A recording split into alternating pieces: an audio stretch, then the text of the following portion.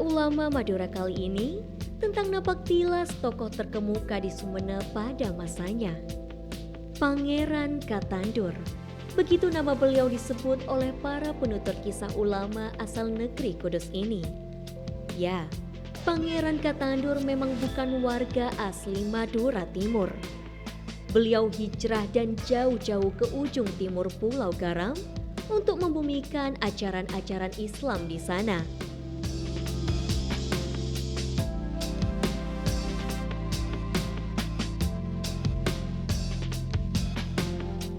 Menurut catatan genealogi maupun naskah Babat, sang pangeran bernama Syekh Sayyid Ahmad Baidawi. Beliau adalah putra Panembahan Pakaos atau Mekaos Honggokusumo dalam catatan Kudus. Sedangkan Panembahan Pakaos sendiri adalah anak Sunan Kudus, yaitu salah satu tokoh wali Songo di tanah Jawa. Sebagaimana para pendahulunya, Pangeran Katandur juga dekat dengan masyarakat bawah. Beliau bahkan dikenal sebagai guru di bidang pertanian.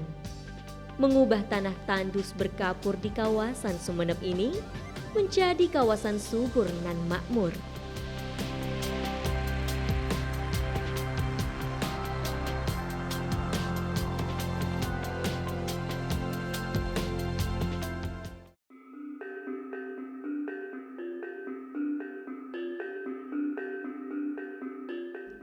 Nandur, begitu istilah yang dipakai dalam menceritakan kisah sang pangeran yang alim ini.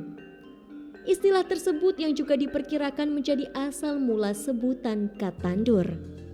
Maknanya kurang lebih pangeran yang nandur atau pangeran yang berdakwah dengan cara mengajarkan tata cara bertani. Di Sumeneb, menurut riwayat, beliau menetap di kawasan Bangkal atau sekitarnya. Di sanalah juga beliau dimakamkan. Makam yang hingga kini menjadi destinasi utama wisata religi warga Sumeneb setelah pemakaman di Asta Tinggi. Letaknya sekitar 2 km ke arah utara dari pusat kota Sumeneb.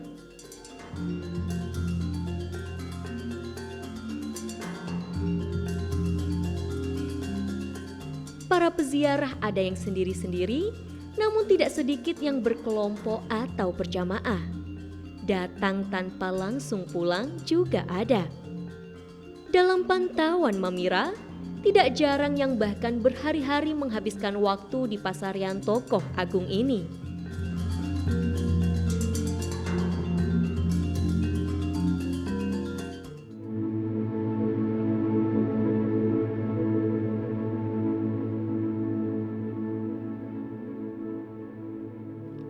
Pangeran Katandur memang begitu dekat bagi warga Sumeneb. Seperti disebut sebelumnya, cucu Sunan Kudus ini memang dikenal sebagai tokoh berjasa di bidang pertanian.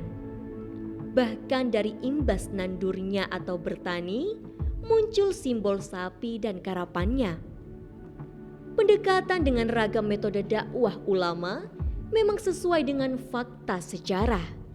Di kalangan wali Songo misalnya, dakwah bisa dari jalur kesenian, seperti Sunan Kalijaga yang menggunakan media wayang, Sunan Bonang dan Sunan Giri yang menciptakan tembang, begitu juga Sunan Ampel dan lainnya. Dari sana kemudian didapat simpati masyarakat yang mulai mendekat.